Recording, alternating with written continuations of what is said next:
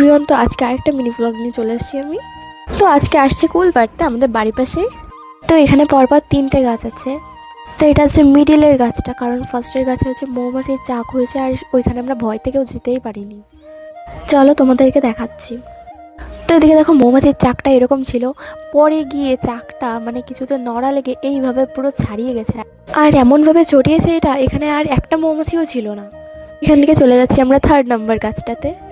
তো এই যে এই গাছটা, এই গাছে এসে দেখি কুল প্রায় অনেকই পেকেছে, মানে খাওয়ার মতো হয়েছে আর কি।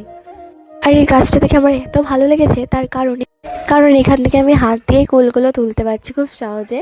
আর কুলগুলো দেখতে এত ভালো লাগছিল, তার কারণ কুলগুলোর গায়ে পুরো লাল লাল দাগ ছিল, যেমনটা আর কি আপেলে থাকে।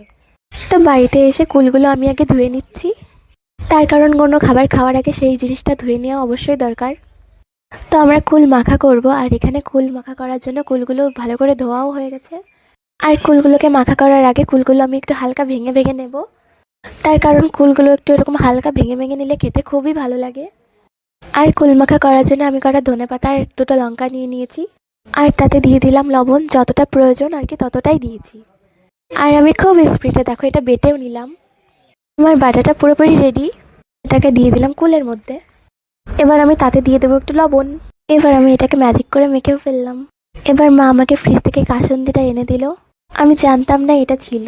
তো এটাকেও আমি 1 সেকেন্ডে ম্যাজিক করে মেখে ফেললাম। আমার কুল মাখা যে পুরোপুরিভাবে কমপ্লিট। দেখা হচ্ছে নেক্সট মিনি ব্লগে।